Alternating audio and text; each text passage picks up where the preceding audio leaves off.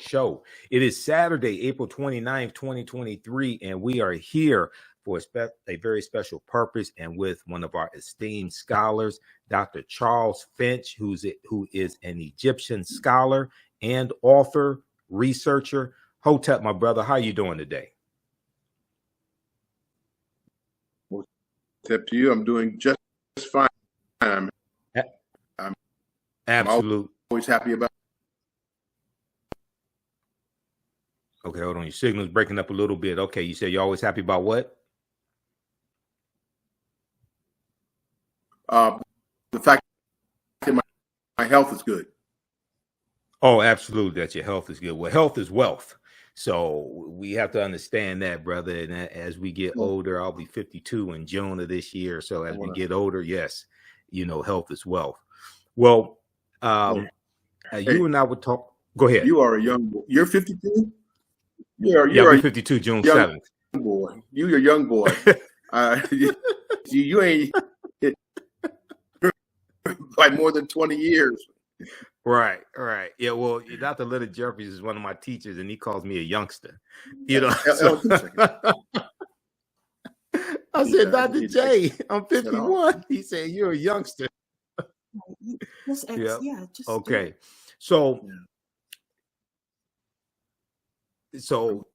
for those that don't know, Dr. Charles Finch and I, we were talking on Facebook, and we'll let him go ahead and we'll let him get straight on that side. But Netflix, Jada Pinkett Smith through Netflix has a new documentary series called African Queens. The first installment that was released dealt with Queen Nzinga of Matamba, which is modern day Angola. And we talked to one of my teachers, Professor James Small, about that because he was one of the consultants on that project. The second installment in the series deals with Queen Cleopatra VII of Egypt. And the trailer has been released recently. Now, the actual installment airs May 10th. So all people have seen is a 2-minute trailer, but the trailer has been receiving a lot of backlash from some of those in Egypt, descendants of Arabs, about the depiction of Queen Cleopatra VII. So they have African American actress Adele James portraying Cleopatra, and recently the director for this installment, Tina Garavi, wrote an article for Variety.com, and I'll pull up the article here in just a minute. And she asked the question, "What bothers you so much about a Black Cleopatra?" So, Dr. Charles Finch, I know you were commenting on this on Facebook and commenting about the complexion of what Cleopatra would have looked like, etc. So I wanted you to weigh in on this conversation. And last week when we interviewed Tony Browder, my friend and your friend Tony Browder, author of Nile Valley Contributions to Civilization, Browder mentioned your name the number of times in that interview. So I said, well, we got to have Dr. Charles Finch on the show as well. So go ahead and give us your take on this whole controversy, and then I know you want to bring in the historical context as well. Yeah.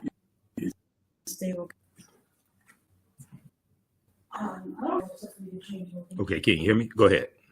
Yeah, you are breaking up too. You kind of come in and you go out. I don't know what to do about that. You okay. Come in and out. Okay. So can you hear me? Can you hear me? Yeah, I can hear you.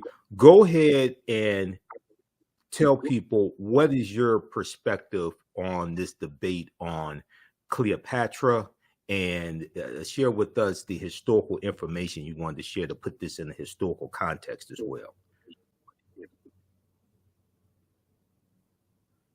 There is no debate. There is none. Cleopatra was descended from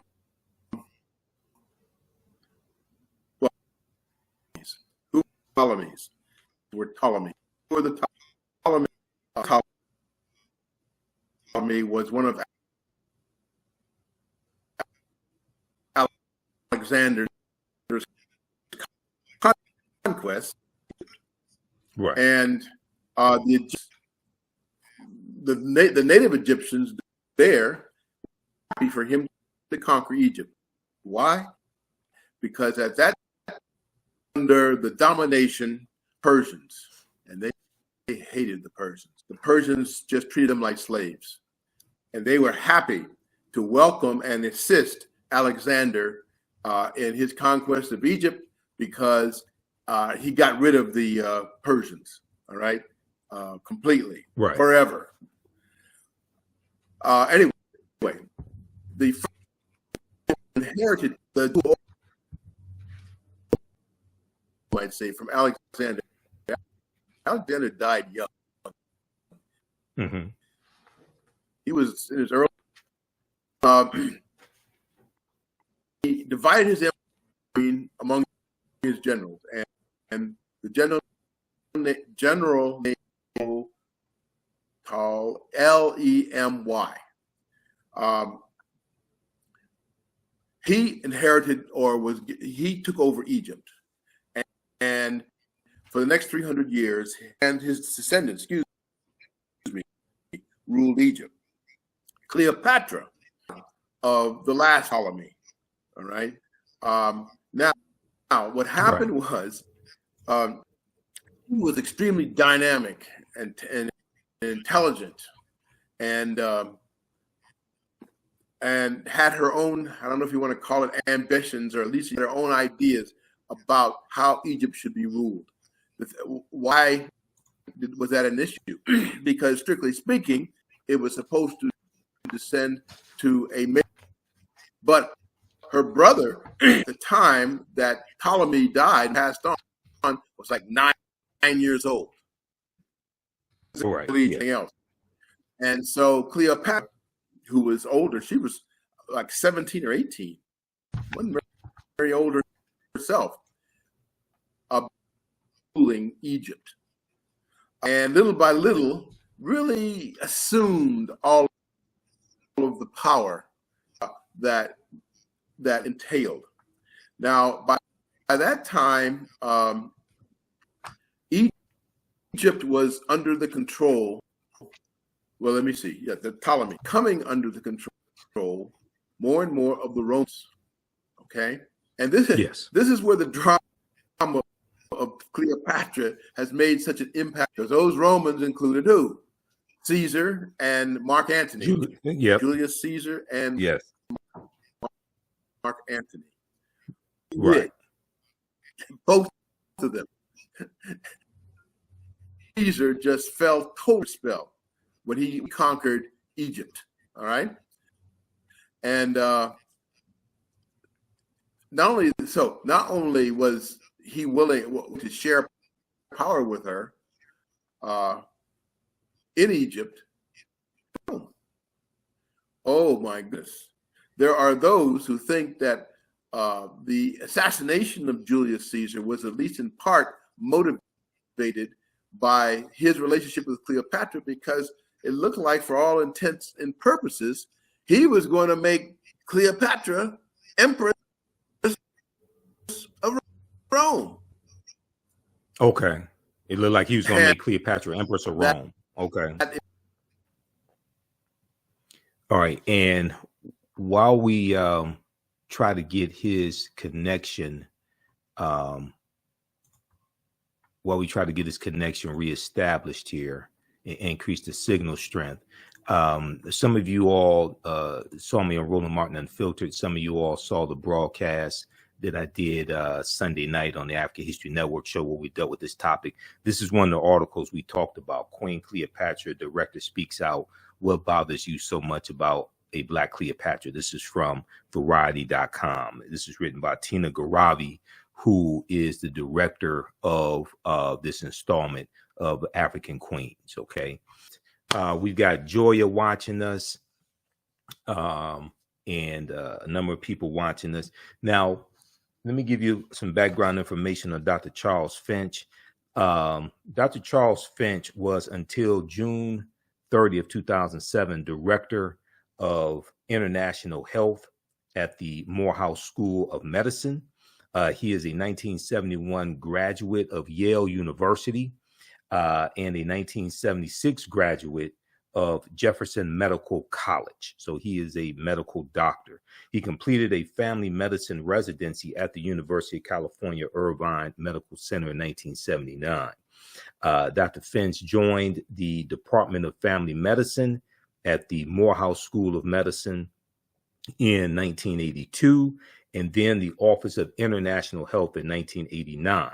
Okay, eventually becoming the principal investigator of a traditional healer survey among the Sarah people of Senegal in 1991-1992.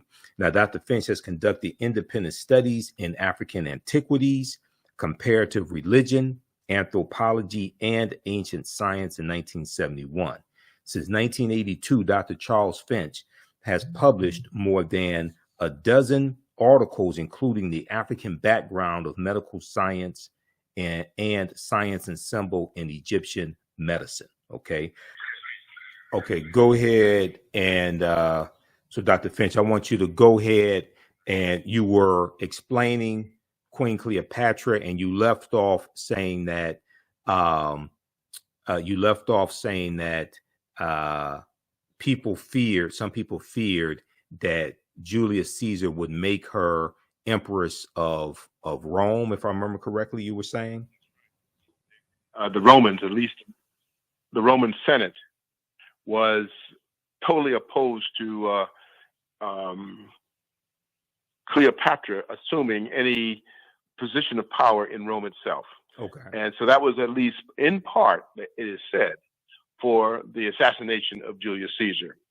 And once that happened, she left Rome, and she didn't come by herself. She had her own little fleet, and she went back to Egypt. And who was there in Egypt, or who followed her? Because he had already established contact with her in Rome, was none other than Mark Antony. Okay. Excuse me. And so she reestablished her place in Rome with Mark Antony by her side. But the problem with that was that Mark Antony was married. He was married to a Roman woman. I think the woman he married was actually related to Augustus Caesar. Now, Augustus Caesar was the nephew of Julius Caesar, and so already there was a potential source of conflict between Augustus Caesar and Mark Antony. Okay. Now, what exacerbated that was Mark Antony's infatuation with Cleopatra. It is said that all Cleopatra had to do was look in your eyes of a man to captivate him. And she was not old. She was like in her late teens, early 20s. Right. And these men, Mark Antony and Julius Caesar, were each one of them old enough to be her father. They were in their 40s, 50s even. So, but that was Cleopatra.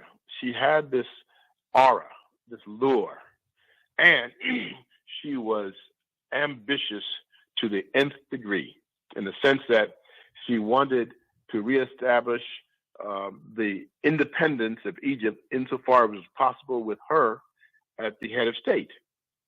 And she did everything. And part of her, and not part of her technique, was what I want to say, her strategy for doing that was to, shall we say, enrapture Julius Caesar on the one hand and Mark Antony on the other. And each one of them fell into her, like I said, fell under her spell, you might say, right, one by one. And she, especially after Julius Caesar was assassinated, she went back to Egypt.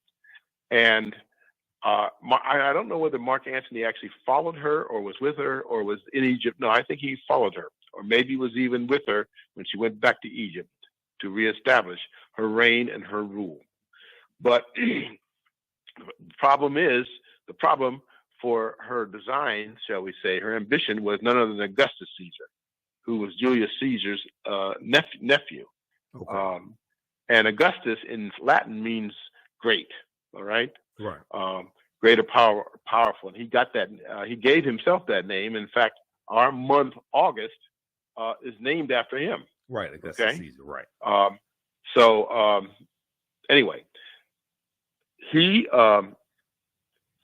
so there was this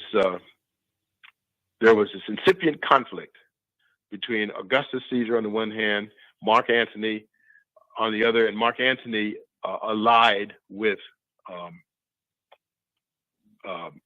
Cleopatra. Okay. Now, and what made it worse, as I've already said, is that Mark Antony was married to a Roman woman, already married, and if I'm not mistaken, I think she was the sister or a relative of Augustus Caesar. So his dalliance, well, it was more than a dalliance, his infatuation with Cleopatra was an insult apart from anything else, and it was considered dangerous to the empire, the Roman Empire. Hold on, I just need to, my throat is getting dry, so let me just take another drink. Okay, no problem. And for those just joining us, we're speaking with Egyptian scholar Dr. Charles Finch, and we're talking about Queen Cleopatra VII, the last pharaoh. And there's been a lot of conversation about Queen Cleopatra and her ethnicity, or what today people may call race, or being mixed race, however you want to frame it, because of the documentary series from Jada Pinkett Smith, the installment that comes out May 10th dealing with Queen Cleopatra, and African-American actress Adele James is portraying Queen Cleopatra. You know, we talked about this on the African History Network show this past Sunday. Okay, go ahead, Dr. Finch. Yeah, and let's get to that. Okay, go ahead. There's absolutely no doubt, and it makes me grit my teeth. Okay. And the main person in front of this is Zahi Hawass. Oh, yes. Who is the leader, the chairman of the Department of Antiquities. He's an Egyptian. Mm-hmm. And the one thing you can say about Cleopatra, her on her paternal line, father's line, she was Macedonian or Greek, if you will, right? But her mother was Egyptian, because the Ptolemies, I already mentioned the Ptolemies, right? And the Ptolemies who were given Egypt, you might say, after Alexander died. And so there was a line of about 12 Ptolemies, something like that. And Cleopatra was in that line, mm-hmm. Through her father. But Cleopatra, what can I say? So the Ptolemies ruled for about 300 years after Alexander died. And the last Ptolemy would be Cleopatra herself. And she was just taking shall we say, the bull by the horns, if we could say that. Right. And she established herself as ruler over Egypt. In fact, she was ruthless. She got rid of her brother. Mm-hmm. Yeah. Took a minute, took a while, but she got rid of him. She could not tolerate anybody or anything that would stand in her way of absolute rule. And she had absolutely no qualms about seducing Caesar on the one hand, Mark Antony on the other. And for her, it was simplicity itself. She was a fascinating woman, fascinating. She had I don't know what else to say it. Fascinating, and she had the means to fascinate the men around her. Right. But let's get back to her ethnicity, and we'll continue. As I say, she was half Egyptian. What I mean, her mother was Egyptian.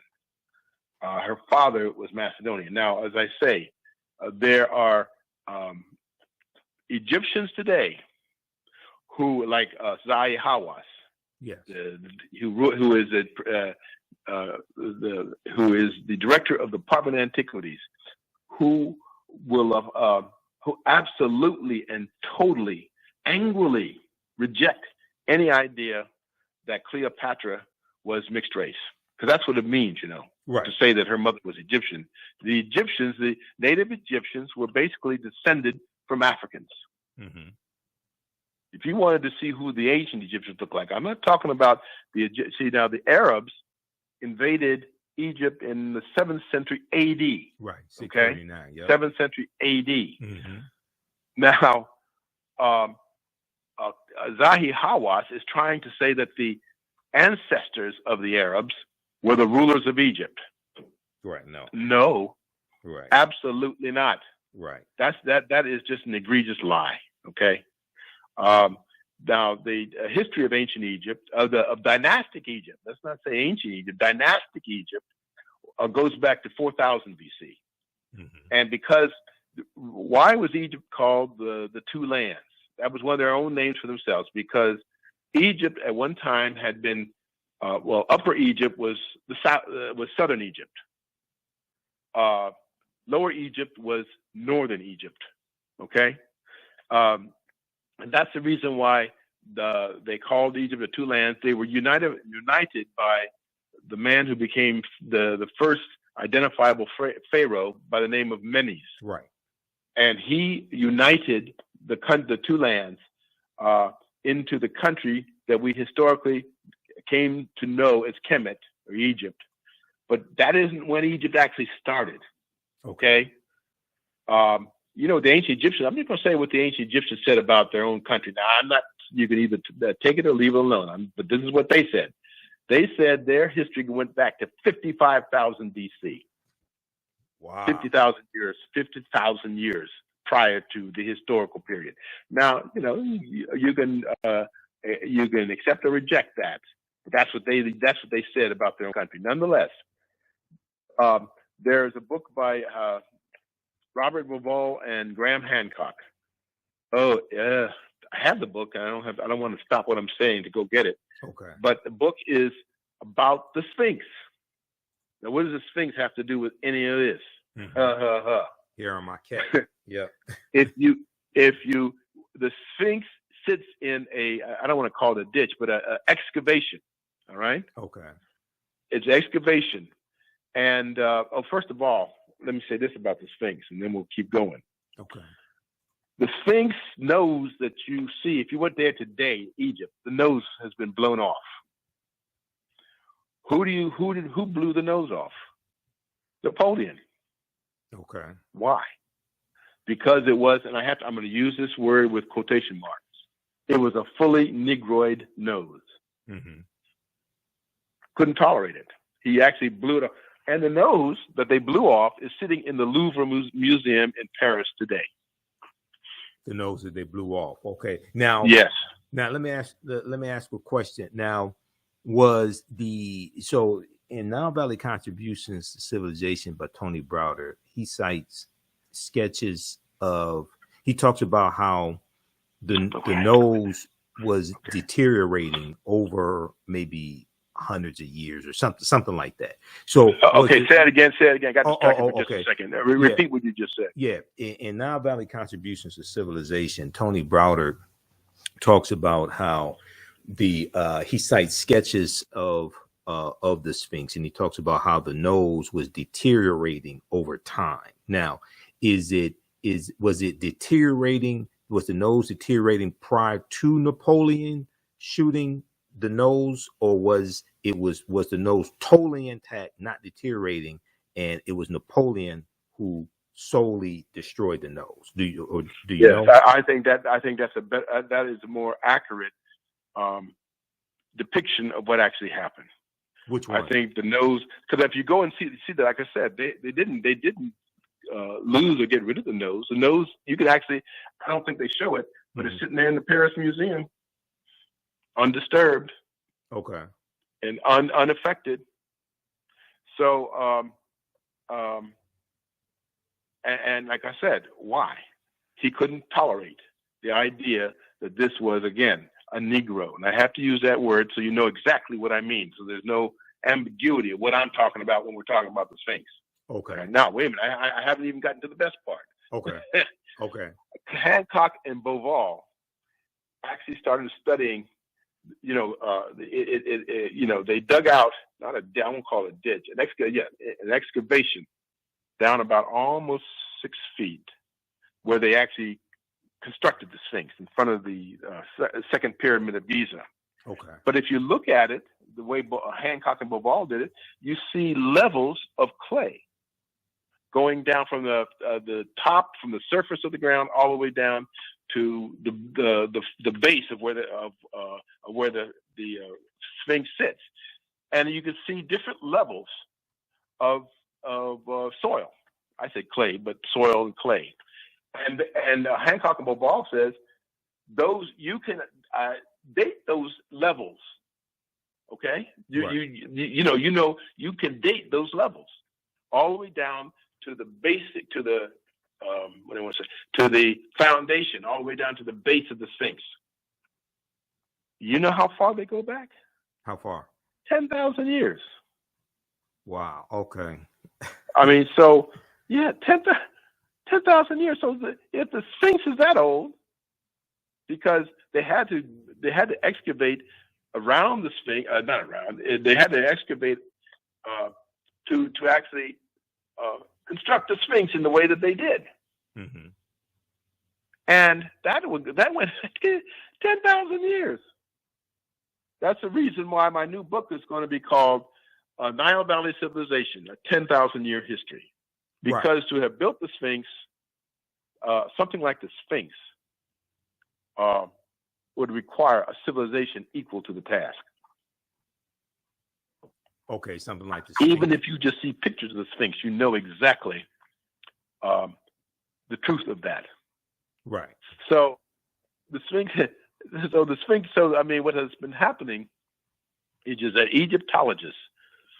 It was a French linguist by the name of Champollion, who went to Egypt and was the first European anyway to decipher the so-called hieroglyphics, the hieroglyphic language of the Egyptians, and launched Egyptology as a discipline. Right. And what would happen is that when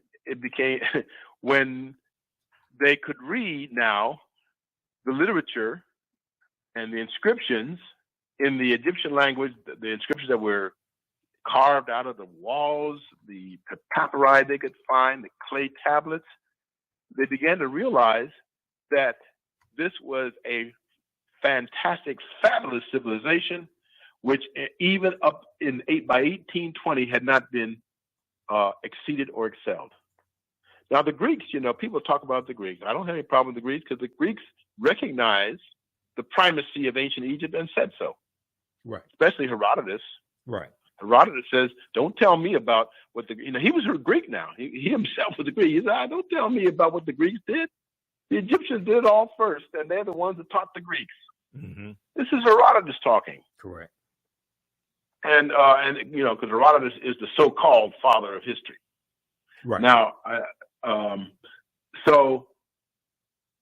let's get back to Cleopatra for a minute. I'm sorry, I'm kind of jumping around a little bit. Cleopatra was far more, shall we say, proud, far more committed to her Egyptian ancestry through her mother than to her Ptolemaic one, to her father. Maybe I'm overstating that a little bit, but not by much. Okay. Because she, like I said, she considered herself an heir of the pharaohs. She considered herself basically an Egyptian pharaoh. Now, there had been three or four previous female pharaohs in Egyptian history, going all the way back to the first dynasty, Hatshepsut being one. Right. That's well known. And there have been a few others. There were three others. And Cleopatra considered herself in that same line. She didn't consider herself a mere queen. She now, by the way, there was, as you know, there was brother-sister marriage among the royalty of ancient Egypt. I think she may have even married her brother so that she could put herself in a position of power. But sooner or later, he was gotten rid of. Right. Cleopatra was ruthless like that, but she's extremely dynamic, though. And as I said, she knew how to wrap, and men just kind of, she wrapped them around her little finger, as they said. And you know what happened when Augustus, as we know, it was Julius Caesar that came first, Right. And she wrapped him around her finger. Then Mark Antony came second. She wrapped him around her finger and destroyed his marriage. And then he eventually committed suicide because Augustus, the fleets of Augustus had defeated his fleets, his military arm, and he committed. And also Cleopatra had fled the field of battle, and he just became totally dispirited. And he wanted to go back to Egypt, literally. And this sounds melodramatic, but so he could die in the arms of Cleopatra, if you can imagine that. Right. Yeah, this seems all very, hokey and made up in Hollywood and movie, but it happened. Yeah, it sounds like a movie, but yeah, it did. And he committed suicide. She committed suicide as well. She dies in 30 BC. So you mentioned her mother. Now, from some research on this, is believed her mother was Cleopatra the Fifth. Is that correct? No, I don't think. No, I haven't seen that. Okay. All I've ever heard or seen is that her mother was Egyptian. Okay. And by the way, Zahi Hawass just rejects that. Now, not that he has any reason for objecting it, but he wants to remove all traces of Africa from at least from the dynastic line of ancient Egypt. Okay. So let me. Oh, wait. There's one other thing I want to say. Then we can get to questions. One is when Augustus finally, he conquered the Mark Antony. Mark Antony committed suicide. Augustus came to Egypt to take over, the empire. But you know what he wouldn't do? What? He wouldn't look Cleopatra in the eye. Because by that time she had such a reputation that he was afraid of getting hypnotized by her. Right. If you can imagine that. Right. He would not look her in the eye. And it was after that encounter with Augustus that the famous story that Shakespeare and everybody else sort of repeated. She took an asp, which was a cobra. Mm-hmm. And she actually took it in her hand and had it sink its fangs into her. Can you imagine? Right. He had a flair for the dramatic, that's for sure. And she died that way. Right, from a snake bite. I'm sorry? From a snake bite. Yes, from the snake bite. And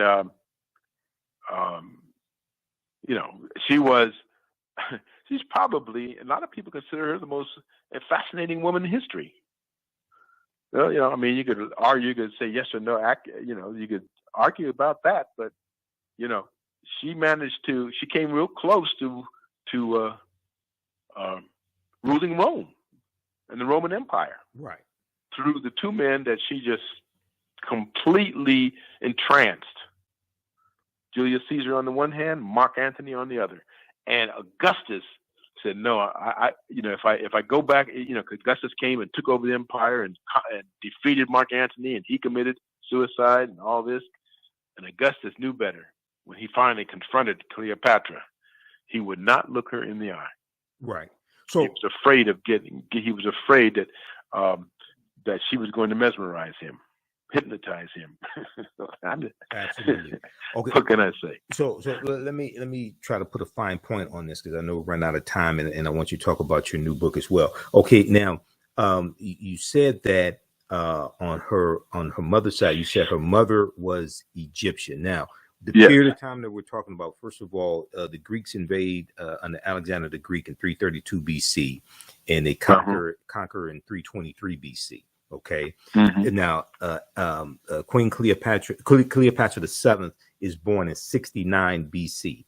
Now, this is about 700 years before the Arab invasion that starts in 639 AD. Now, when you say that her mother was Egyptian, what at this point in time in 69 BC, after the you had the Persians invading, you had the Persians who already invaded, you had the Greeks who have invaded, and the Greeks have been there for a few hundred years. When we say Egyptian in 69 BC, BC, black, I know what you're getting at. No, still black people. Still black people. They didn't stop being black people. Okay. So those people, those different conquerors, they came and they ruled at this. They ruled the empire or the country of Egypt. All right. Mm-hmm.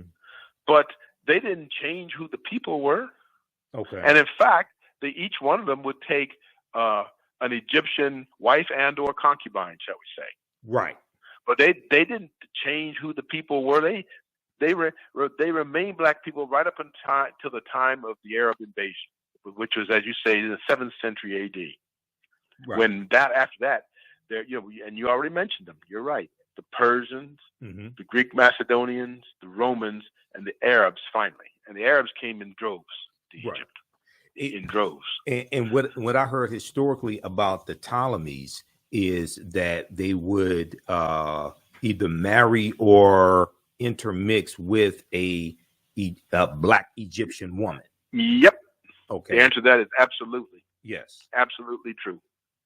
So, as I say, there is a strong mixed race, I guess the only way I can put it, right. element in Cleopatra's history. And as I say, her mother was an Egyptian.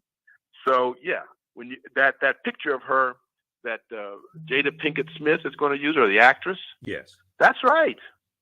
You don't listen to Zahi Hawass. Let him foam at the mouth about the fact that a black woman is representing Cleopatra. That's his issue. Now, I've been to Egypt, I think, a dozen times, and I've interacted and spoke with Egyptians, mm-hmm. Including a year and a half ago. Not all of them take that attitude that Zahi Hawass does, right? And especially since when so many of them, not so many of them, but a number of them have been the guides for tour guides that were led by people like Asa Hilliard, mm-hmm. and others who schooled them. Said, look, taught them John Henry Clark, even Doc Ben Yochanan. And they once they were schooled, they accepted it. They weren't like, but Zahi Hawass is just, he lost his mind. Right, and he just can't take it. He for whatever reason, he cannot accept that historical reality. Right. What is it? What do you do? Nothing you can do but somebody like him. But of course, now he is the one who is in charge of Egyptian antiquities. Well, he just he I think he just resigned from that position or something. He is not in that position anymore. He's about to go on a tour in the U.S. right. starting in May of the United States. Yeah. Of America. Now, here's what I would like to see happen. I don't know if it will or not. Mm-hmm. I would like there be a large, solid contingent of black people to attend every one of his lectures and presentations in every city where he goes. Now, will that happen? I don't know. Right. And when he starts talking what he talks, then he needs to be challenged. Mm-hmm. He needs to be challenged. Yes, I know about that upcoming tour. Right. I don't know if he's coming to Atlanta or not, but he's making I think he's supposed to be here for at least 3 weeks. Yeah. If I'm not mistaken. But we'll now what'll happen. I'm going to ask my friend. You already mentioned Tony Browder. You call him Tony Browder. I call him Anthony Karakamoon Browder. As you know, he was one of the co-excavators of the temple tomb of Karakamoon, exactly, from the 25th dynasty. And so I actually gave him that name. And when I talk to him, I say Karak. Yeah, I have his book also, dealing with finding Karakamoon. I have his book as well. So yeah, let me ask you this question. So in the article from Variety.com written by Tina Garabi. Tina Garabi is the director of this installment of African Queens from executive producer Jada Pinkett Smith that deals with Cleopatra VII. And in the article, she says, what the historians can confirm is that it is more likely that Cleopatra looked like Adele James, actress Adele James, African-American actress Adele James, than Elizabeth Taylor ever did. Yep. Okay. Absolutely. Okay. Absolutely. Now, and go ahead. Go ahead. Go ahead and finish. No. let's not even talk about the movie. Have you ever seen the movie Ten Commandments? Unfortunately, yes. Yes, I've seen it. I've seen it since it was first came out when I was but a lad. I've seen it about 3 times. Right. The Egyptians didn't look like anyone in that movie. Right. Charlton Heston, Yul Brynner. There was nobody that, in terms of their physical characteristics, looked like what the Egyptians would have looked like in the time of Moses. That would have been, what, 1300 BC? Mm-hmm. A little earlier. Right. There was no body in Egypt that looked like that. But, this is Hollywood. Exactly. Now, I don't know why, we don't have to get off into that too much. Right. But there's been a systematic attempt. Once they, like I said, when they began to realize just what Egypt had accomplished, there was a concerted effort to de-Africanize ancient Egypt. Yes. Still going on. Yes. Still going on. Yes. So further in the article, and there's one other quick article I want to just highlight that just came out Thursday also, and then I want you to talk about your book, and we're going to give you a website address as well. So further in the article, Tina Garabi says, so was Cleopatra black? We don't know for sure, but we can be certain she wasn't white like Elizabeth Taylor.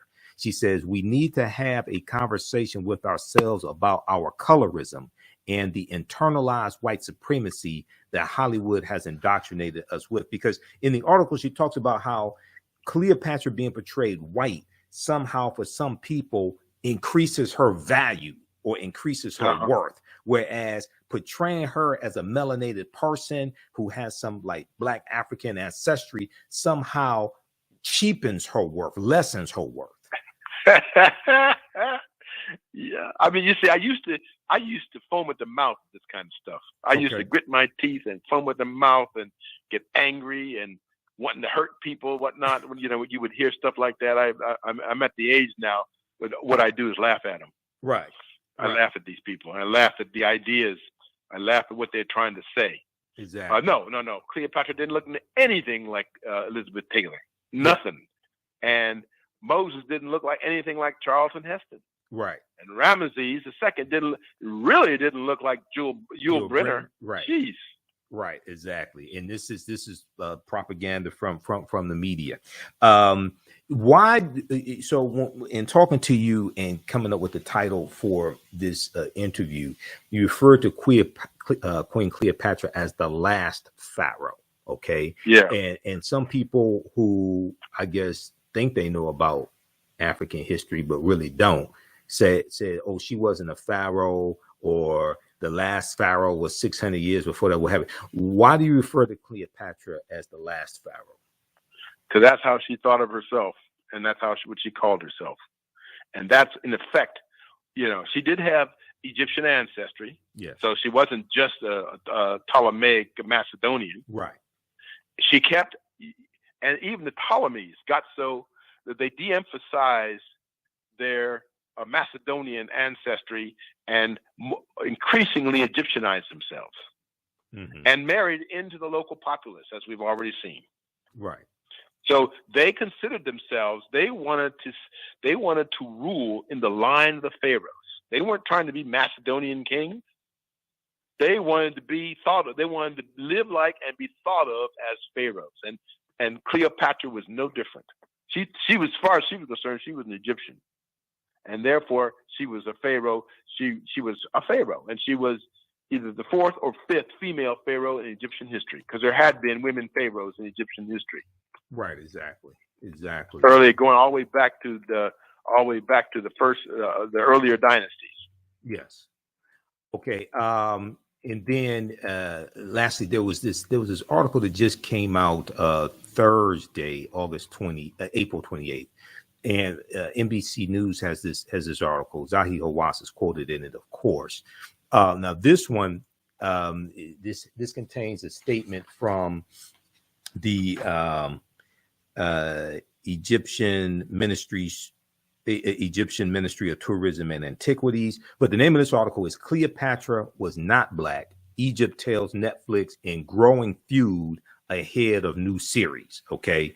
And I just want to highlight something here, because it's important for us to have scholars like you and others that push back on nonsense like this. Okay. In this article here, let me bring it back up here. Just seconds. I have it on the screen. Okay. So it says that Queen Cleopatra, which is released May 10th, features Adele James in the lead role, a casting decision that the streaming giant Netflix says is, quote, a nod to the centuries-long conversation about the ruler's race, end quote, but which officials in Cairo have dismissed as, quote, blatant historical fallacy, end quote, blatant historical fallacy.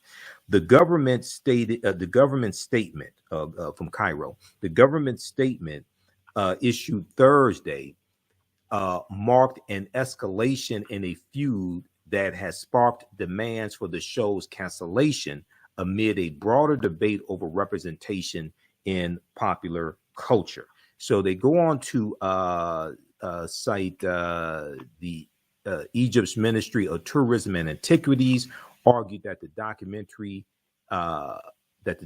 nature of the feature, quote, requires those in charge of its production to investigate accuracy and rely on historical and scientific facts, end quote. They quote Dr. Mustafa Waziri, Secretary General of the Supreme Council of Antiquities, said in the statement that Cleopatra's appearance in the show was, quote, a falsification of Egyptian history and a blatant historical fallacy, end quote. I know you've hit on it before, but for those just tuning in now, how would you respond to that? Besides getting mad, Yes. angry, ready to go, I love to go face to face and chin to chin with any of these people. It reminds me of the situation of the Cairo Symposium in 1974, when Sheikh Anta Diop, not Diab, Diop, and Teofilo Benga, yes, faced off against a phalanx of European and Egyptologists, yes, about just this very issue. And after this debate was concluded, the moderator debate says, well, only Doctors Diop and Obenga came to this discussion, this debate, prepared to make their case that the ancient Egyptians were an black African race, and they won the day. Now, this is 1974, and they were up against Europeans and Arabs who were trying to remove all trace of Africa from the ancient Egyptians. Can you imagine? They'd been in Africa for thousands of years, and they were trying to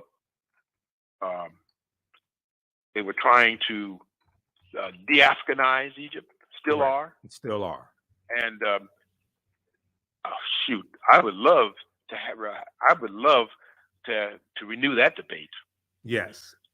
I would love to do that. We need to. And so would Browder, huh? Yeah, we need to. Now, your website is charlessfinch.com, charlessfinch.com.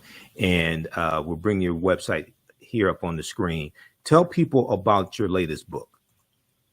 Okay. Excuse me. My latest book, I'm looking at it right now, Nile Valley Civilization, a 10,000-year history.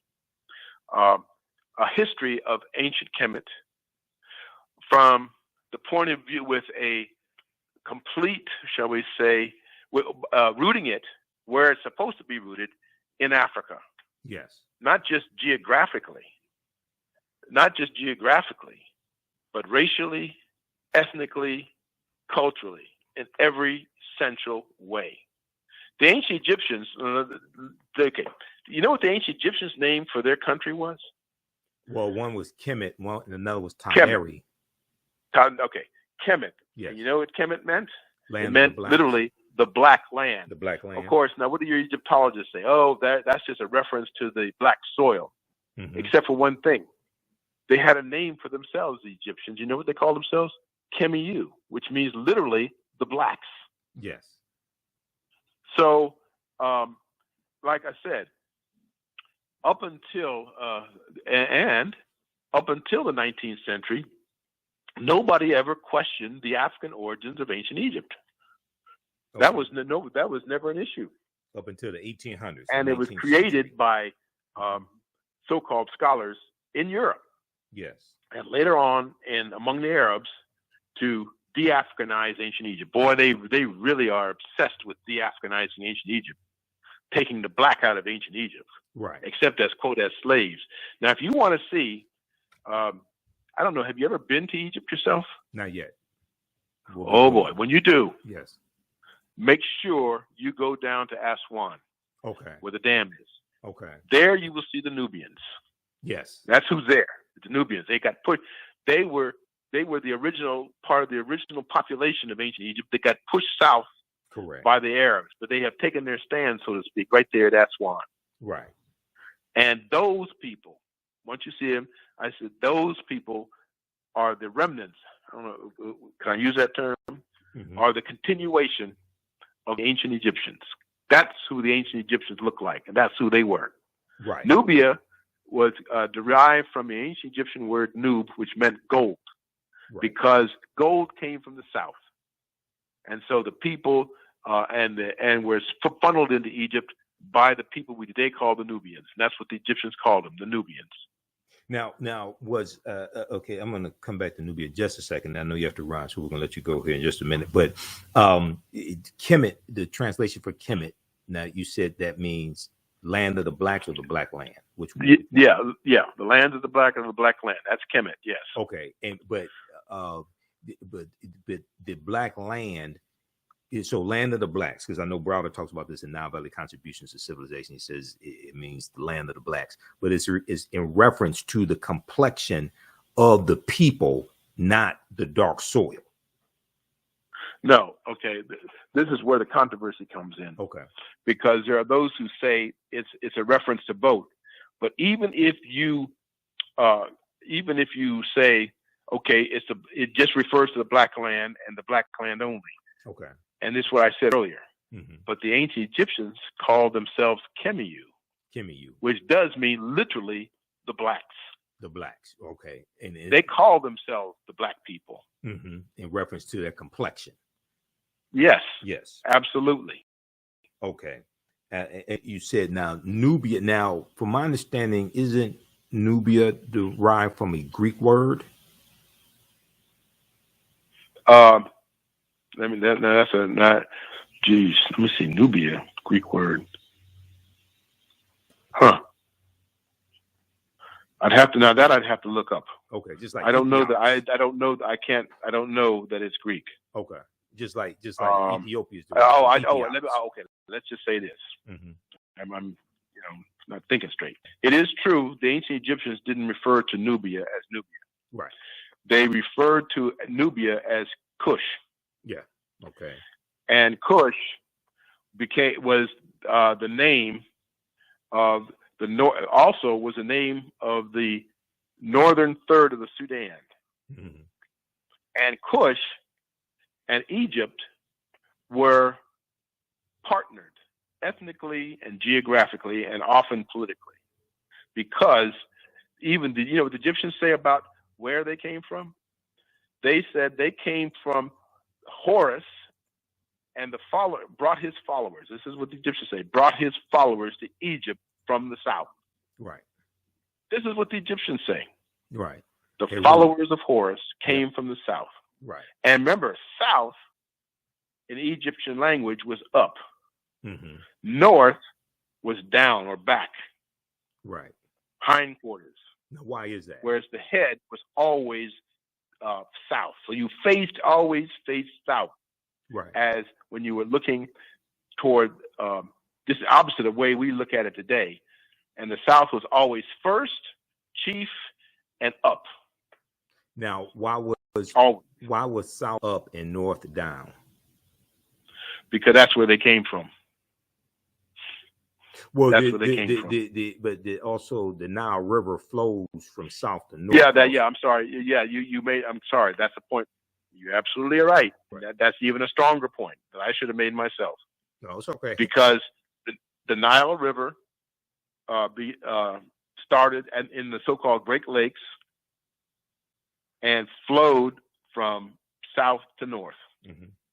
Right. And the Blue Nile, let me give this right now, the Blue Nile joined, because the Blue Nile flowed from Ethiopia north into Egypt. And they joined the White Nile from what is now Tanzania at Khartoum in the Sudan, and then flowed north as a single river. Okay. All right. Visit his website, Charles S. Finch, FINCH.com, CharlesSFinch.com. There's a wealth of information there. Pre-order his new book.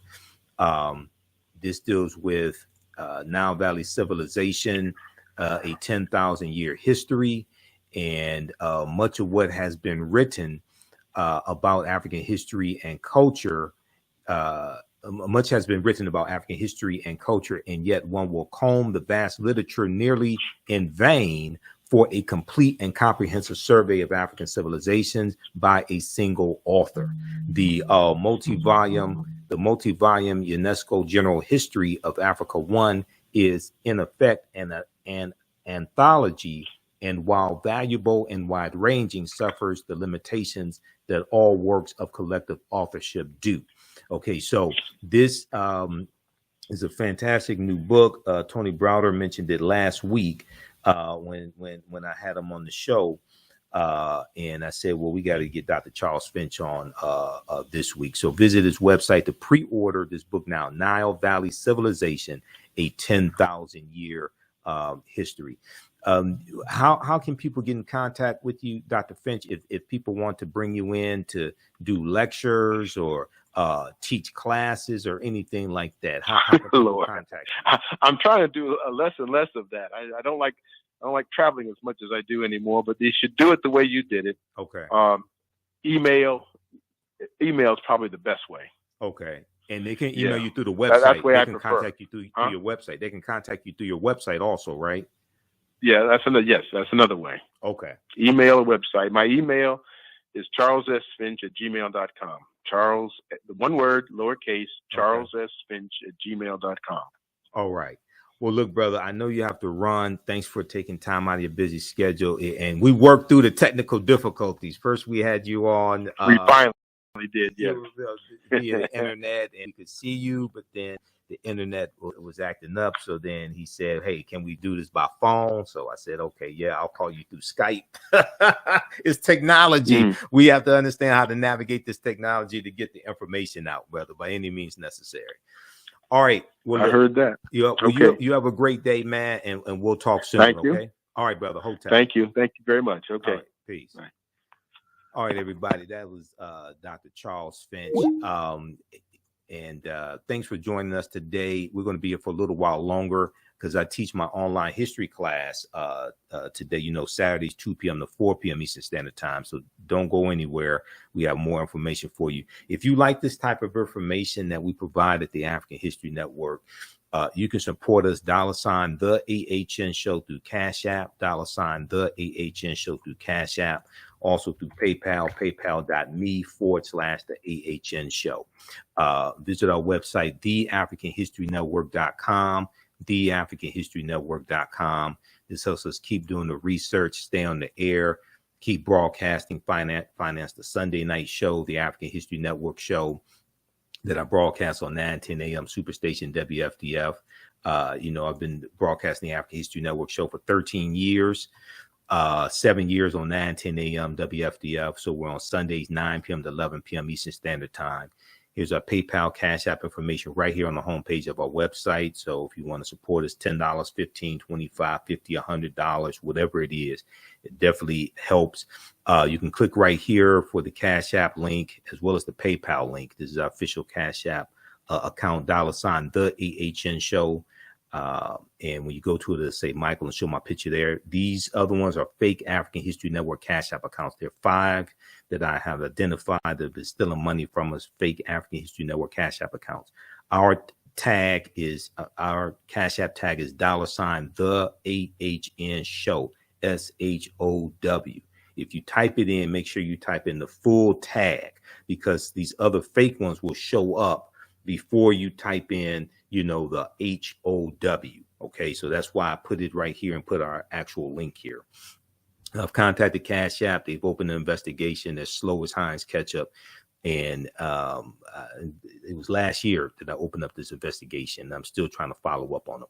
On Saturdays, I teach ancient Kemet, the Moors, and the Ma'afa, understanding the transatlantic slave trade, what they didn't teach you in school. It's a 12-week online history course. We deal with thousands of years of history and what leads up to the transatlantic slave trade taking place. Okay, I do a PowerPoint presentation. We have book references, articles, video clips. So you can register for the class right now. As soon as you register, there's you'll be able to join us for the day's class, and you can go back and watch the previous classes also.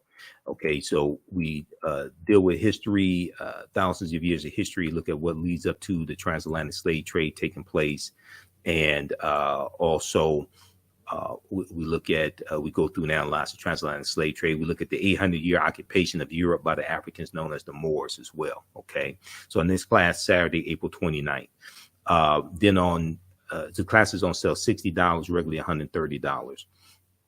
On Sundays, I teach Black resistance movements from the Haitian Revolution, U.S. Civil War, Civil Rights Movement, and Black Power Movement, 1800 to 1968. We go through and look at history chronologically.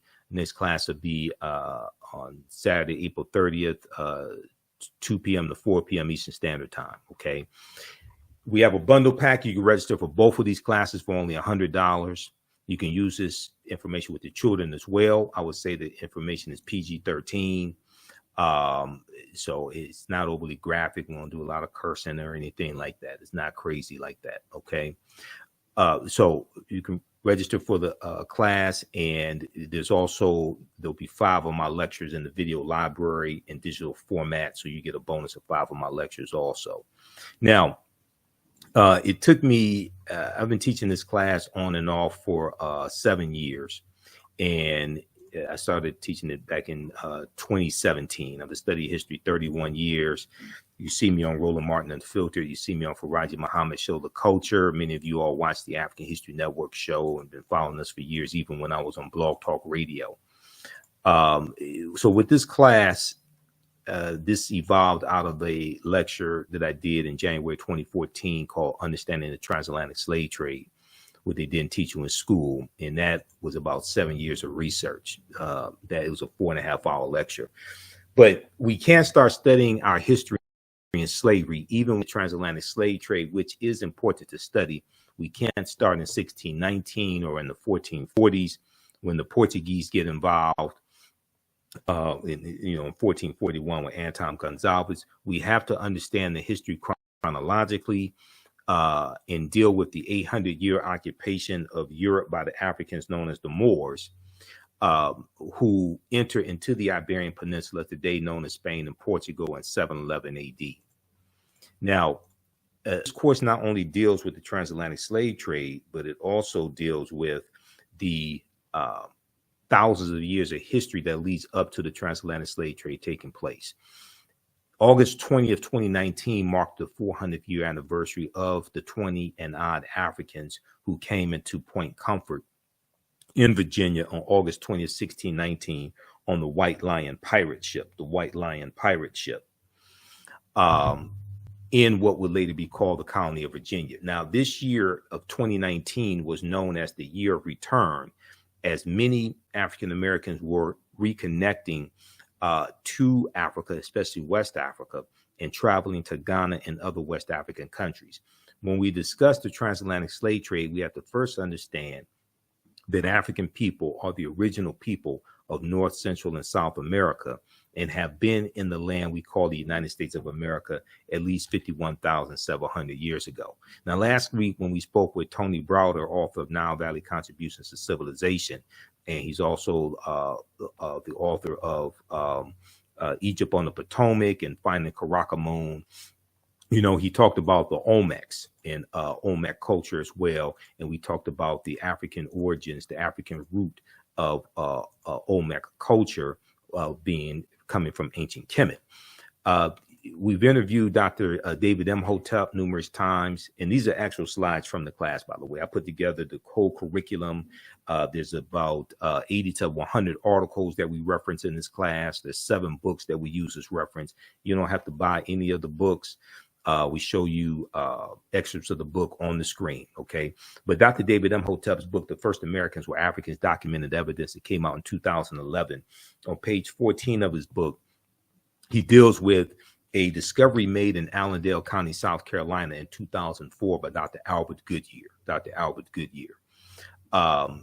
Evidence of a African presence 51,700 years ago in Allendale County, South Carolina. Okay. And people are asking for my email address. You can email me right through the website.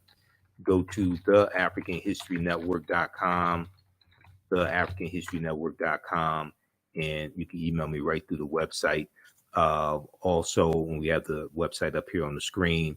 And then also you can email me as well at ahnshow@theafricanhistorynetwork.com, ahnshow@theafricanhistorynetwork.com. Okay. All right. Now,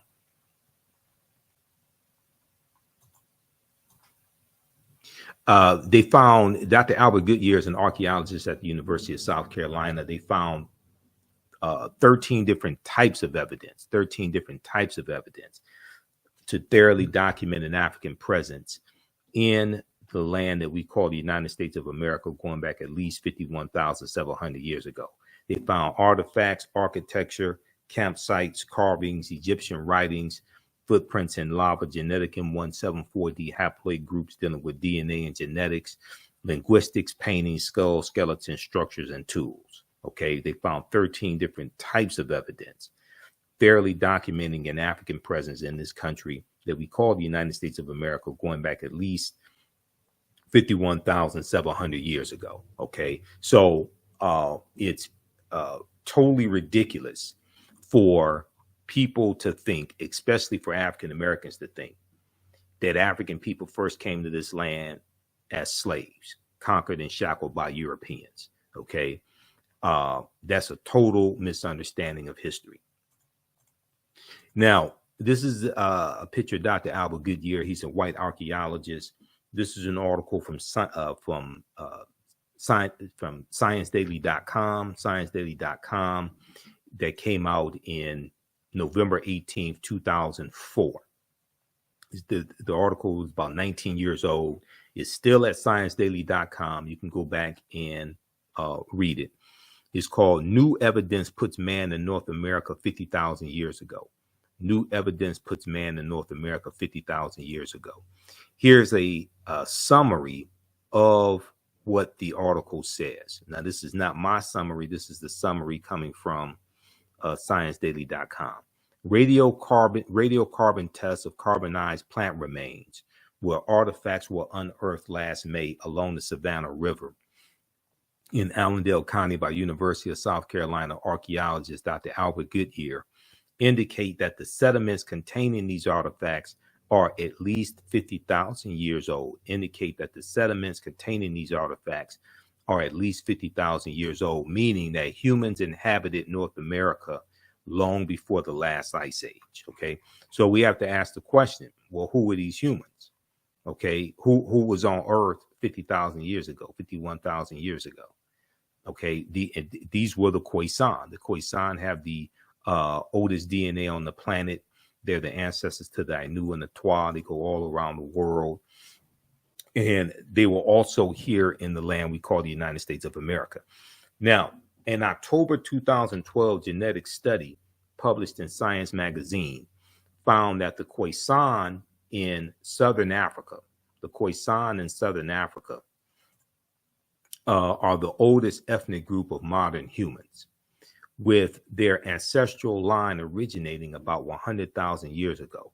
The Khoisan, formerly called by the derogatory term Bushmen, are genetically unique, and no other currently known population had separated so early from our common modern human ancestor, according to the report. Now, here are a couple of Khoisan women. Now, the Khoisan are the short-statured Africans, okay? The Khoisan live mainly in southern Africa in territories spanning Botswana, Namibia, Angola, Zambia, Zimbabwe, and South Africa. They are largely divided into two groups: hunters and gatherers, known as the Sans people, and keepers of the livestock, known as the Khoikhoi people. The Khoisan languages include the distinctive click sounds, that are not found in the languages of their neighbors. Okay, AtlantaBlackStar.com has a good article entitled 5 Ethnic Groups That Prove the First Humans Were Black. Okay, and some of you will have seen the interview from April 17, 2014, where I interviewed my friend Renoko Rashidi, and we were talking about Chevalier, Joseph Boulogne, and the Moors and the Black Madonnas in Europe. And we're rebroadcasting that interview as well, because the movie Chevalier is out that talks about Joseph Boulogne, who is also known as the Black Mozart. Okay, and he was born in Guadeloupe. He was half French and half African. But the interview I did, in that interview with Renoko Rashidi, he talks about articles that he was writing for AtlantaBlackStar.com. All right, now, how's everybody doing today? Give us a thumbs up, give us a heart, give us a like on this broadcast. Be sure to register for this online class. And we have the bundle pack on the homepage of our website, theafricanhistorynetwork.com, theafricanhistorynetwork.com, for the online classes. So you get both online classes and you get bonus content as well. It's only $100. It's a $300 value. Even after the course is over with, you'll still have full access. You can go back and watch the entire course, okay? Or you can watch as much as you want to. All right, so we look at different archaeological discoveries that have come out in the last 15 to 20 years. There was a big discovery that came out in 2010, found on the Greek island of Crete. And they found stone tools that date back at least 130,000 years ago. Okay, stone tools on the Greek island of Crete. Over the course of 2 summers, archaeologists say are at least 130,000 years old, which is considered strong evidence for the earliest known seafaring in the Mediterranean, and calls for rethinking the maritime capabilities of pre-human cultures. Okay, so we go through and look at discoveries like Tanis Heraklion, the lost city of Egypt. And there are at least 2 lost cities of Egypt. You have Tanis Heraklion, but you also have Dazzling Aten. And Dazzling Aten was revealed in like the last couple of years. This article from yahoonews.com, Sunken Egyptian City reveals 1,200-year-old secrets. Okay, so the British publication, The Telegraph, reports that 150 feet beneath the surface of Egypt's Bay of Abu Qir, they found 64 ships, 16-foot tall statues, 700 anchors, countless gold coins, and smaller artifacts. Archaeologist Frank Gardillo estimates that Tanis Heraklion was built around 8th century BC, Okay, so you're talking about more than 700 years before Cleopatra VII was born. Now, these are some of the artifacts that were found at the bottom of the sea. All right. We look at different archaeological discoveries, and when these new discoveries come out, they're causing the scientists, the archaeologists, and the paleontologists to push the timelines back. And we keep finding out that based upon archaeology, we're much older than we've been told, and Homo sapiens are older than we've been told. So Renoko Rashidi, Dr. Charles Finch, and other African-centered scholars have been saying that African people, or Homo sapiens, modern man, are not 75,000 to 100,000 years old, but at least 300,000 years old. This article from NBCnews.com came out June 17, 2017, we're older than we thought. New find pushes human origin back 100,000 years. Okay, we're older than we thought. New find pushes human origin back 100,000 years. So an excerpt from the article says that in all the news outlets picked up this story. They all have New York Times, Washington Post, NBC, CBS, ABC, Associated Press, Time Magazine, National Geographic. They all have articles on this. Modern humans evolved much earlier than previously thought. Researchers reported new discoveries at a rich site in Morocco show modern humans were hunting and probably cooking game animals.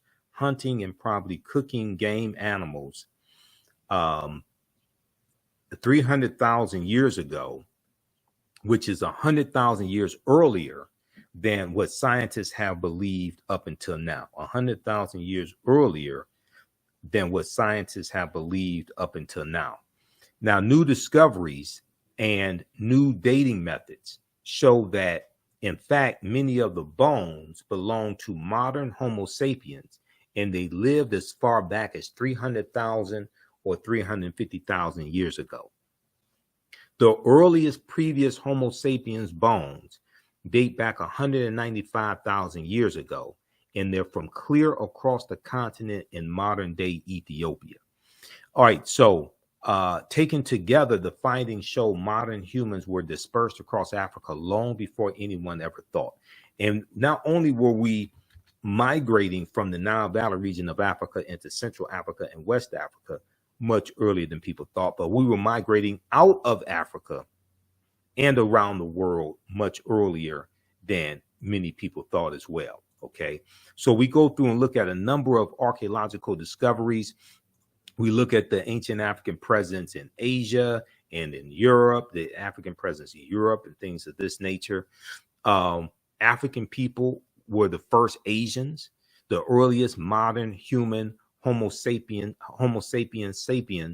population of Asia were also of African birth. We're speaking of the diminutive Africoids, the short-statured Africans, the extremely important and much romanticized family of Black people phenotypically characterized by unusually short statures, skin complexions that range from yellowish to dark brown, tightly curled hair, and in frequent cases, like many other Blacks or Africans, stetophagia, which means deposits of fat around the buttocks, or what we would look at as large buttocks, like Sarah Bartman or Sarta J. Bartman, okay, who was a Khoikhoi, okay, and we know in the 1800s she was put on display in Europe, okay, and then she's going to become a prostitute. She lived a horrible life, but this is Europeans fascinated with the bodies of African people and African people's sexuality and dehumanizing us at the same time. So they are probably more, these short-statured Africans, these diminutive Africoids, are probably more familiar to us by such pejorative or negative terms as pygmies, negritos, and negrilos. Similar peoples who live today in Southern Africa have been titled Bushmen. More accurate names for these latter people are the San people, translated as original inhabitants. Okay, all right. So we go through and look at this history. We look at the Olmecs as well, and we deal with also the connection between Olmec culture and the new Black Panther movie, Black Panther: Wakanda Forever, that brought in the Latino angle with making Prince Namor Latino, and it dealt with the Spanish colonization of Mexico as well, because Prince Namor is 500 years old, and there's a scene where he goes back to when he was a child, and you see the Spanish colonizers conquering his people and enslaving them. Okay, so we go through and we also because Black Panther, the first movie and second movie deals with a lot of African culture and African history as well. Mandinka Egyptian Olmec connection. So this comes from page 82 of The First Americans Were Africans, Documented Evidence by Dr. David Imhotep. We talked about this last week when I interviewed Tony Browder. A major ethnic group among the ancient Egyptian Nubians were the Manding people, Manding, or the Mandinka, an original Niger-Congo homeland in the general vicinity of the upper Nile Valley is probably as good a hypothesis as any for the origin of the Manding. The Proto-Manding migration had to have taken place during the African Aqualithic. Okay, now he goes on to say, when the Manding reached Central America and began mixing with the local population, they were labeled Olmecs. When these Africans reached Central America and began mixing with the local population, they were labeled Olmecs. The Olmecs were supposedly a mixture of the Manding or the Mandinka and American Indians or Amerins. Amerins. Do not forget that the Manding or Mandinka make up the base of the Olmecs. So the Egyptians, the ancient Kemetic people, the Kemiyu, the Egyptians, the Manding, and the base of the Olmecs are related to each other. This is from page 82 of The First Americans Were Africans, Documented Evidence by Dr. David Imhotep. So we go through, look at history. We look at this history chronologically as much as possible. We talk about the Druids.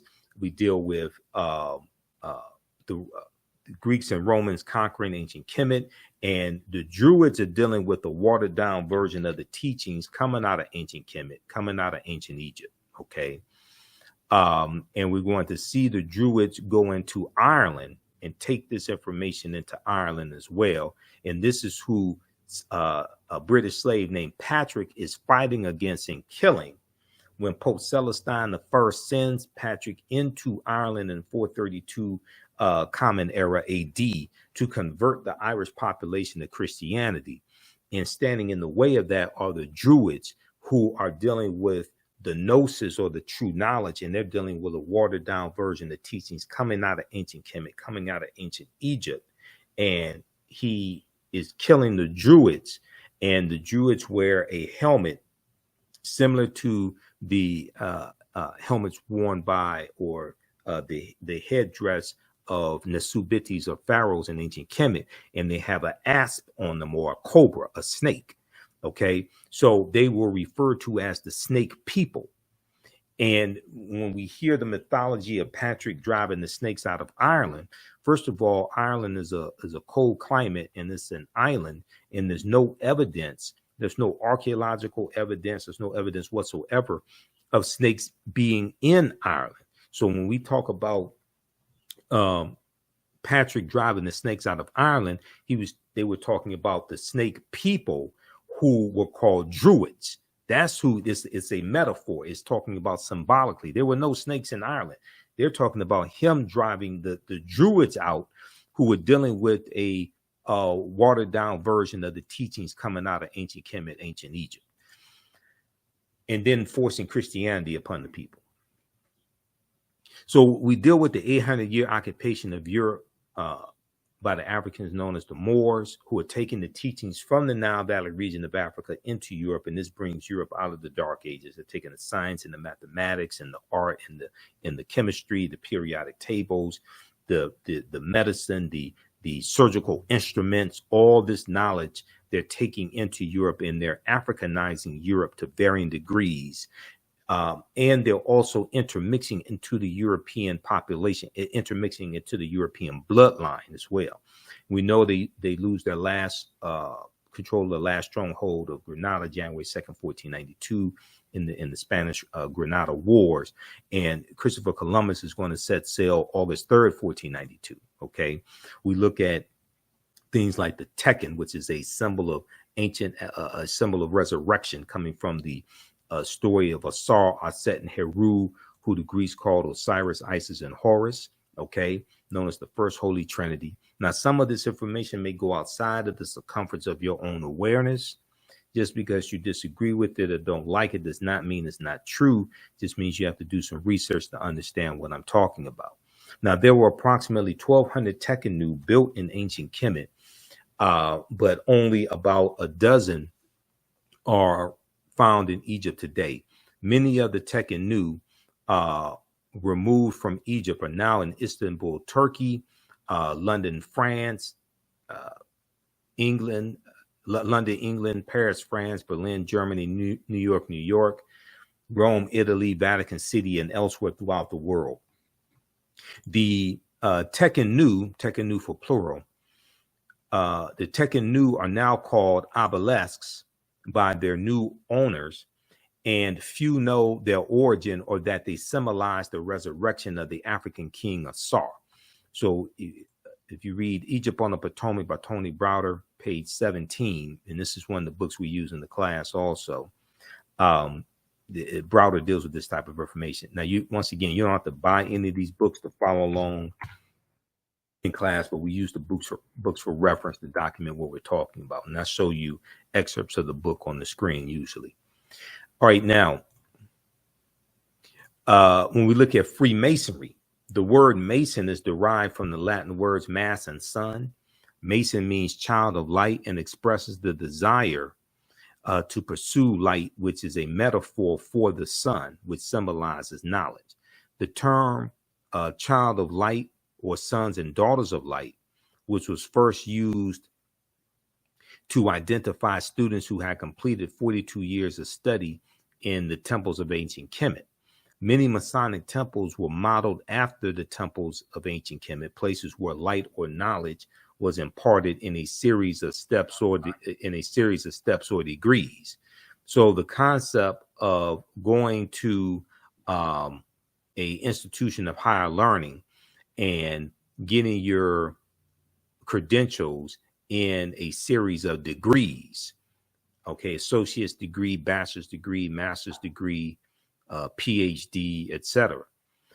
That concept comes straight out of ancient Kemet, ancient Egypt. Okay, Kemet meaning land of the blacks. That comes out of the Nile Valley region of Africa. All right, now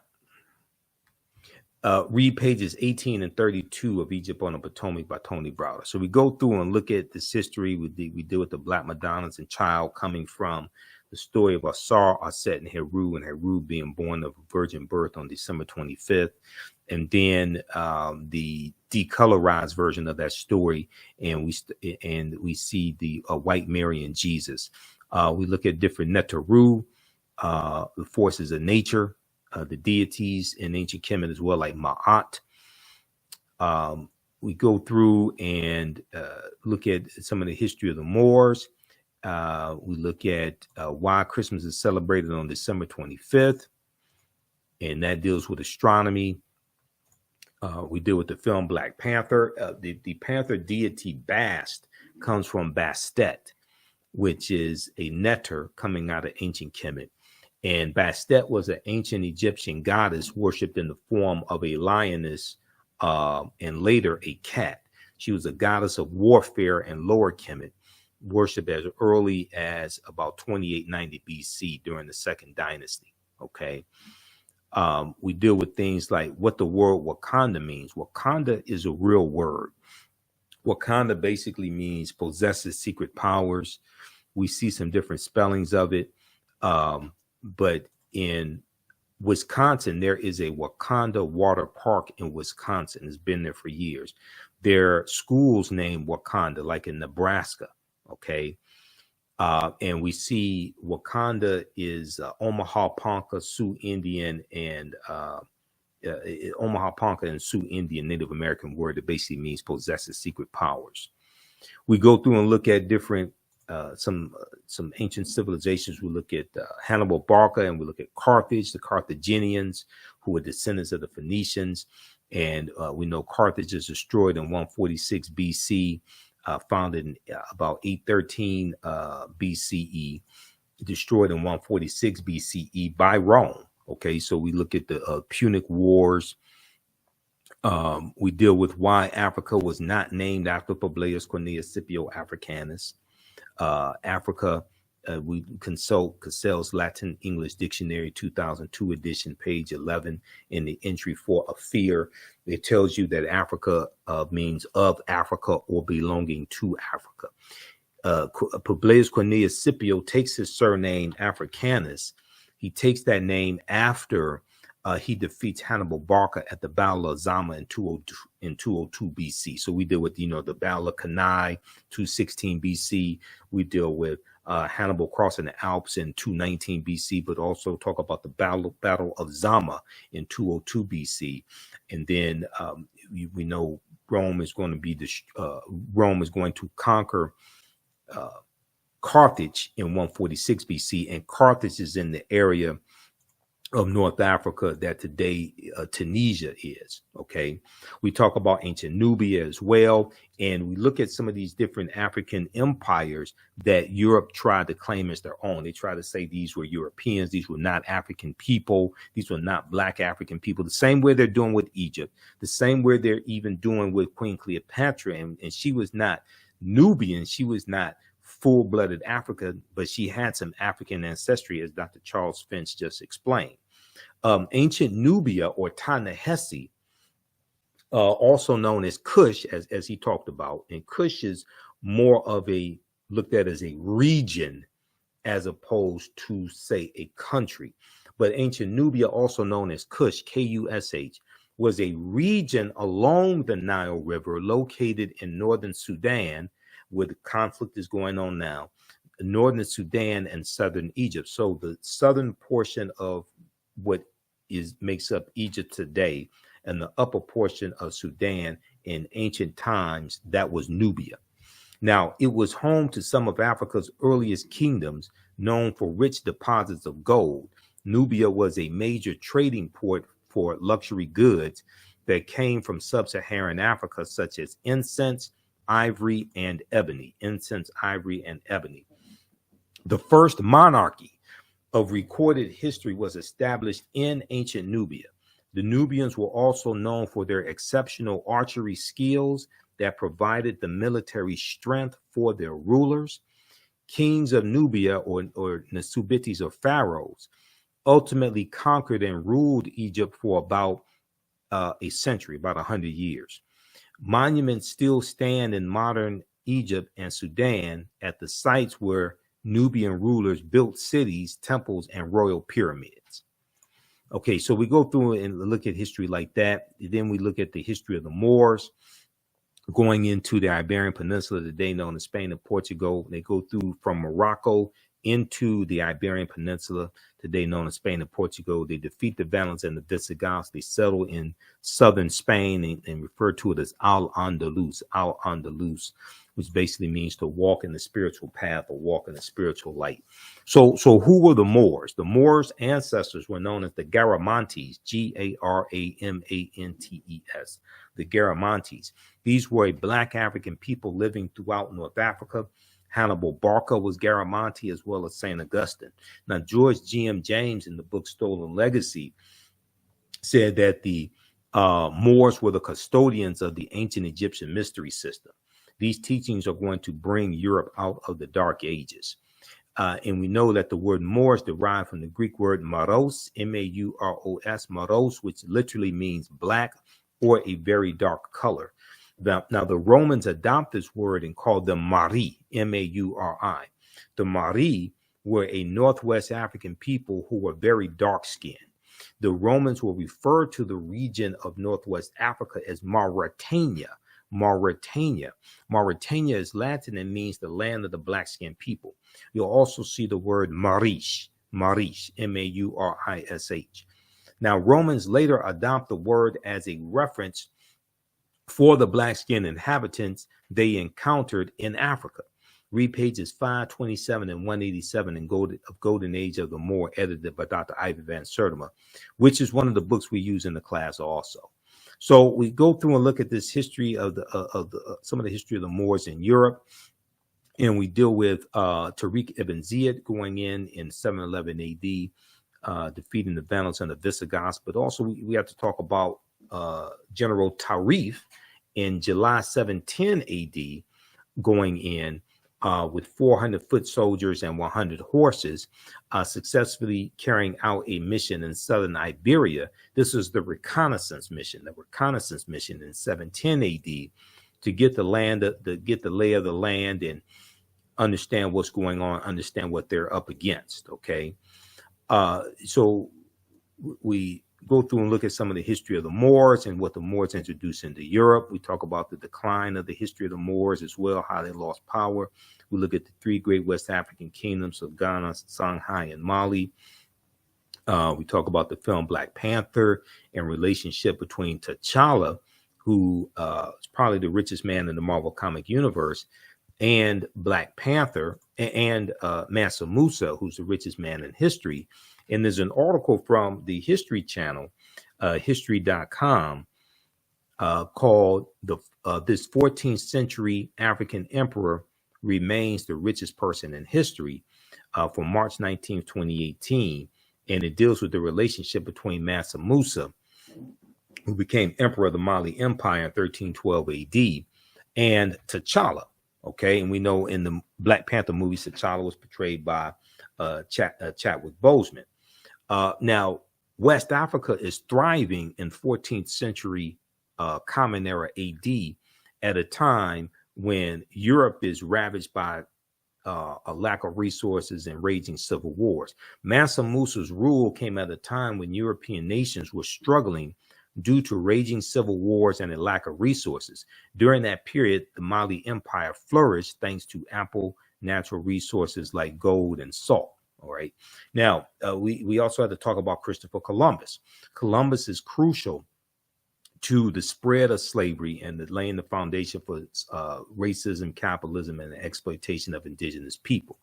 Columbus never came to the land we call the United States of America. When you look at where he went on his 4 voyages, he goes into Central America, he goes into South America, he goes into the Caribbean. He never comes to the land that we call the United States of America. The closest he comes here is Cuba, which is about 90 miles away. So we look at Columbus, and then we look at the transatlantic slave trade also, okay, and go through and analyze the transatlantic slave trade. The widespread enslavement of diverse peoples for economic and political gain has played a fundamental role throughout human history in the development of nations. Ancient Greek and Roman societies operated by using slave labor, as did many European countries in the modern period. As early as the Middle Ages, Mediterranean cities were supplied with Moorish black slaves from Muslim countries in North Africa. Okay, now, African slaves were brought to the New World shortly after discovery or uncovery by the colonizer Christopher Columbus. Upon his arrival, and Africans could be found on the island of Hispaniola, site of present-day Haiti, as early as 1501. Upon his arrival in the Bahamas, Columbus himself captured 7 of the natives for their, quote unquote, for their education on his return to Spain. However, the slave trade proper only began in 1518, when the first black cargo direct from Africa landed in the West Indies. That was because of the Asiento de Negros signed by King Charles V of Spain in August of 1518. The importation of black slaves or African slaves to work in the Americas was the inspiration of the Spanish bishop Bartholomew de las Casas, whose support of black slavery was motivated by humanitarian concerns. Now, de las Casas travels on voyages with Christopher Columbus, and he writes, keeps a diary. He writes books about this, and I read 2 of his books in college. Okay, Tears of the Indians, I think one of them was. But de las Casas writes about the atrocities inflicted on the indigenous population there.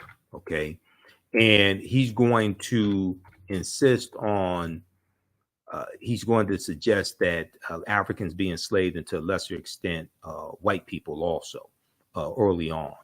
Now, de las Casas argued that the enslavement of Africans and even some whites, proving that in the early period, slavery did not operate according to exclusive racial demarcations. He argued that they needed to stop enslaving the native population because this would save the indigenous American Indian populations, which were not only dying out but engaging in large-scale resistance as they opposed their excessively harsh conditions. As a result, King Charles V of Spain agreed to what's known as the Asiento de Negros. The Asiento de Negros, or the Asiento for short, or what's known as a slave trading license. This was in August of 1518.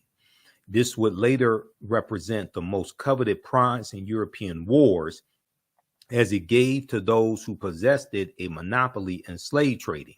So it was a license for slave trading companies, and it was a license for them to provide Spanish colonies with African slaves.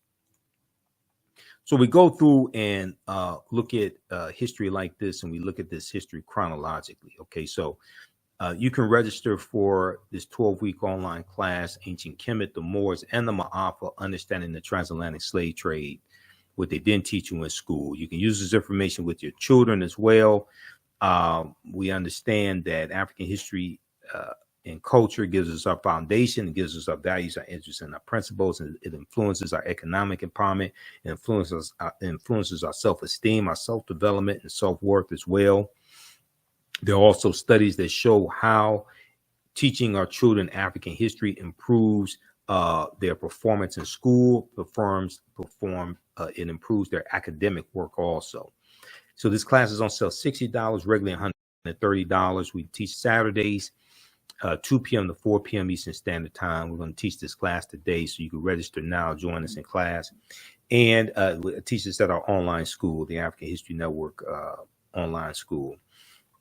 On Sundays, Black resistance movements from the Haitian Revolution, U.S. Civil War, Civil Rights Movement, and Black Power Movement. Same structure for that class, same price. Register for the bundle pack of courses. You get both classes for $100 as a $300 value. There's also bonus content that you'll get. You get 5 of my lectures that will be in the video library for free also. Okay. So I want to thank you all for joining us today.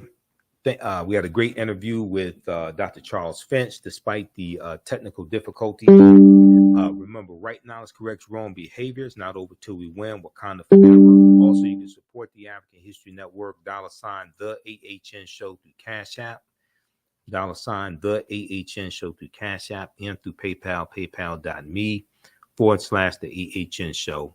So this helps us keep